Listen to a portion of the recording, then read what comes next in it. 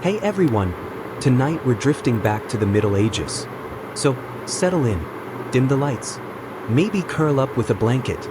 This isn't a lecture, it's a slow wander. We're not rushing through battles or dates or great men with shiny swords. Tonight we're walking through something quieter, something smaller. Everyday life. The kind of life that didn't usually make it into the history books unless a monk was bored and needed to complain about how noisy the peasants were. So let's drift back. Imagine a medieval village. Somewhere in Europe, between the 12th and 14th centuries. A place where most people never traveled more than a few miles from home, unless they were very unlucky or very drunk or both.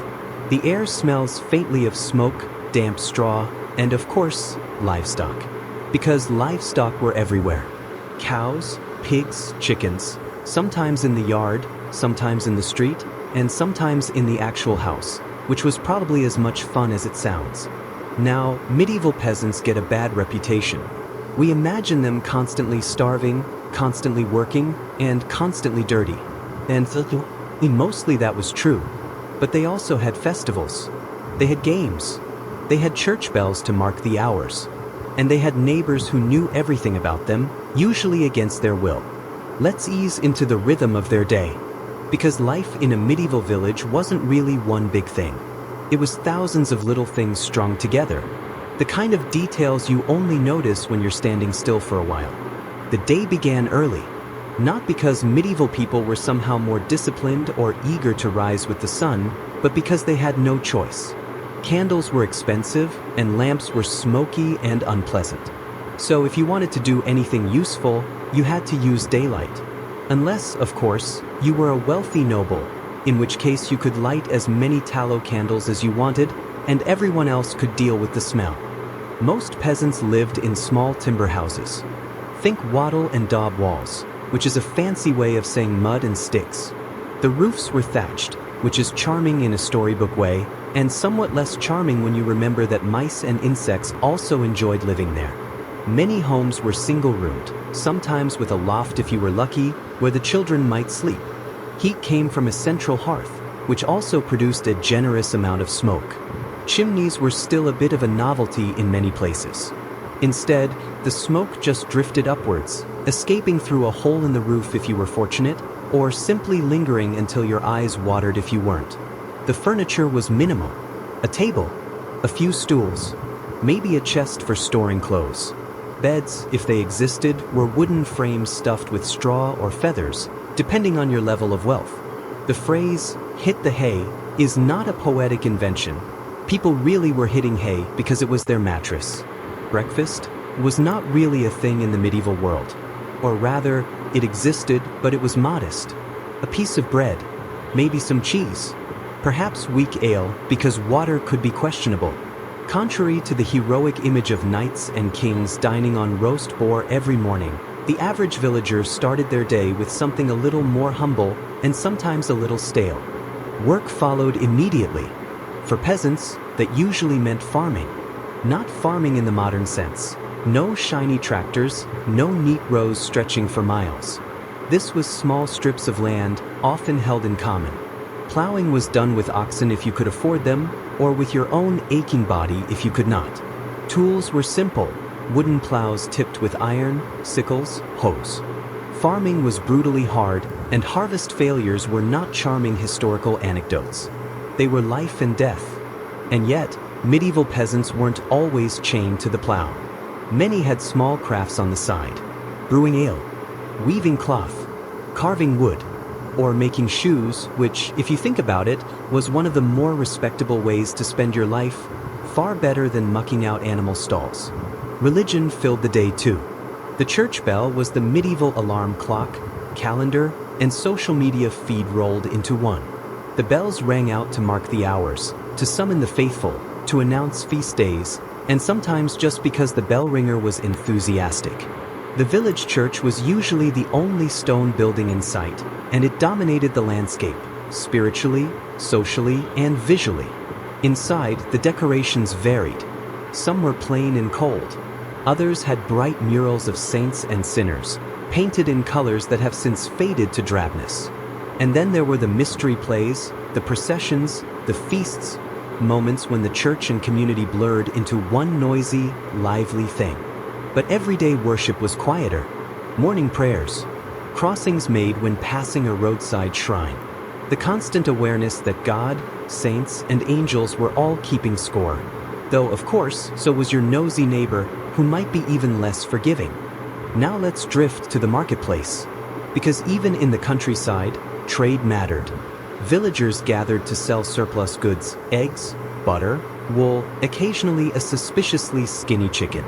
Coins changed hands, though barter was still common. Gossip traveled faster than anything else. Who was seen with whom? Who owed a debt? Whose cow had wandered off again? Clothing was another subtle signal. Most peasants wore simple woolen garments. Dyed fabrics were a luxury, unless you were content with muted browns and grays. Linen was common for underclothes, though washing was less common. Shoes were leather, often uncomfortable. And for warmth, cloaks were essential, especially in winter, when houses offered little insulation. Fashion among peasants changed slowly, but among the nobility, well, there were always new trends.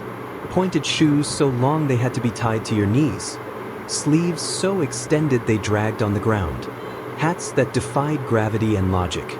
Because nothing says power like wearing something wildly impractical and pretending it's comfortable. Meals were simple but filling on good days. Bread was the staple, often dark and heavy.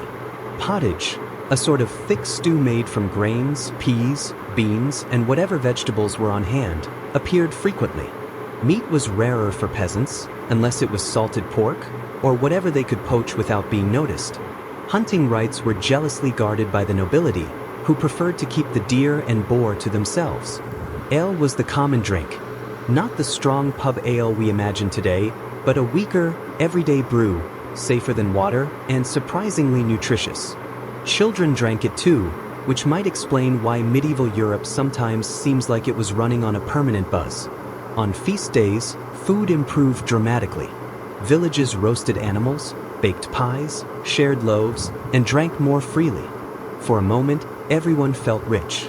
And then, of course, life returned to normal the next day. So what about children? Their lives were short, often brutally so. Infant mortality was high. If you made it to the age of 5, you were already considered something of a survivor. Childhood as we imagine it today didn't really exist.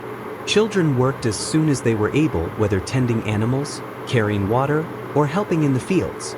Play existed, of course, wooden toys, simple games with balls or sticks, but it was squeezed in around labor. Education was rare for peasant children. Some learned letters from a parish priest, but most did not. Instead, they inherited skills directly from their parents. How to milk cows, how to mend fences, how to brew ale without poisoning anyone. Skills that were, admittedly, more practical than most modern school subjects. Evenings were short. As daylight faded, so did activity. People gathered around the hearth. They told stories. They mended tools. They prayed. They shared food if any was left. And then, often before what we would call dinner time, they went to bed. Sleep itself was different. Without artificial light, people often slept in 2 phases, a first sleep and a second sleep, with a wakeful period in between.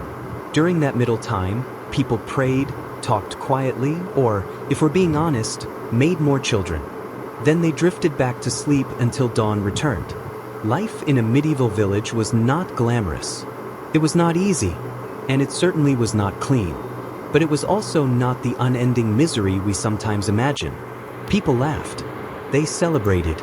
They had friendships, rivalries, romances, and petty dramas. Their world was smaller, but it was still full of meaning. And while kings and queens squabbled in their castles, villagers carried on, mostly unaffected, until war, plague, or taxes arrived to remind them that even the simplest life could be disrupted by forces far beyond their control. So, as you drift off tonight, you can picture that village. Smoke curling from the thatched roofs, chickens wandering where they shouldn't, a bell tolling in the distance, and a family gathered around a fire, ending their day the way people have for centuries, with quiet, with rest, and with the faint hope that tomorrow's harvest will be just a little kinder. Because kings and queens, princes and princesses, they didn't just live differently. They lived strangely.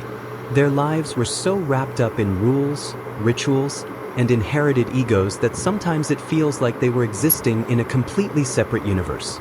So let's settle in and drift over to the quieter but somehow more ridiculous corners of royal life. One of the first things to understand is that royal people were obsessed with not looking ordinary. This was very important. If peasants wore wool, the nobility needed silk. If villagers ate onions, the royals demanded oranges imported from Spain. And if peasants had one muddy room with a smoky fire, royals needed at least 40 rooms, preferably drafty, damp, and impossible to heat. Castles, in other words, were not cozy. They were big stone refrigerators. They looked impressive, yes. But imagine trying to sleep in a cavernous hall where the wind whistled through arrow slits, the floor was cold, and the only thing keeping you warm was a fur blanket and maybe a small fire pit in the middle of the room. Of course, there were also servants sleeping in corners, dogs wandering around, and the occasional rat. Very regal. And yet, this was the point. Comfort was not the goal. Majesty was. Being visibly uncomfortable in a huge, drafty room told everyone, I am too important to care about warmth. Meals were also a chance to prove how different you were. Remember the peasants with their bread and pottage? Royals went to the opposite extreme. Banquets lasted for hours. There were multiple courses, each involving absurd dishes that were less about eating and more about showing off. For example, one favorite trick was to roast a peacock, then carefully reattach its feathers so it looked alive again when it was carried to the table. Because nothing says, I am chosen by God to rule, quite like eating a slightly charred, refeathered bird in front of your guests. Spices were another obsession. Not because medieval royals particularly liked spicy food, but because importing cinnamon, pepper, and cloves from distant lands was expensive. And if you could afford to sprinkle your meat with something that had traveled across deserts and seas, it proved you were wealthier than everyone else. Did it improve the taste? Occasionally. Was it worth it? To them, absolutely. And then, naturally, there was the problem of table manners. Forks were suspicious for a long time. Early nobles often ate with knives, spoons, and fingers, delicately wiping their hands on tablecloths or, if they were feeling bold, directly on their servants. Because when you have absolute power, why not use a human napkin? But perhaps the strangest part of royal life was how incredibly petty it could be. Dynasties that controlled entire kingdoms were often undone by squabbles that sound like arguments in a particularly unpleasant family group chat. Take Charles VI of France, known, ironically, as Charles the Beloved. He suffered from bouts of madness in the late 14th century. At times, he believed he was made of glass and could shatter if touched. Naturally, his courtiers had to tiptoe around him, both figuratively and literally, to avoid upsetting the fragile monarch. The kingdom nearly collapsed, because the man in charge of it believed he was essentially a human wine goblet. Or take Richard II of England. He loved fine clothes, fine jewels, and fine words. Unfortunately, he loved them more than common sense. He became so obsessed with his dignity that he once declared treason punishable by death if anyone questioned his authority. Which is bold but not especially practical, since the entire point of being a medieval noble was to question authority constantly. Unsurprisingly, Richard was eventually deposed. His final act of dignity was being starved to death in captivity, which is not, strictly speaking, a glamorous end. Royal hygiene was another ongoing drama. Peasants may not have bathed regularly, but at least they were honest about it. Royals liked to bathe ceremonially, publicly even. They had elaborate baths filled with herbs, petals, and occasionally milk, as if the entire palace was conspiring to turn them into soup. Yet despite all the perfumed waters and scented oils, the general state of cleanliness was questionable. Palace halls were crowded with courtiers. Animals wandered in and out. Sanitation was poor. One French queen, Isabella of Bavaria, reportedly hated bathing so much she preferred to simply douse herself in heavy perfume.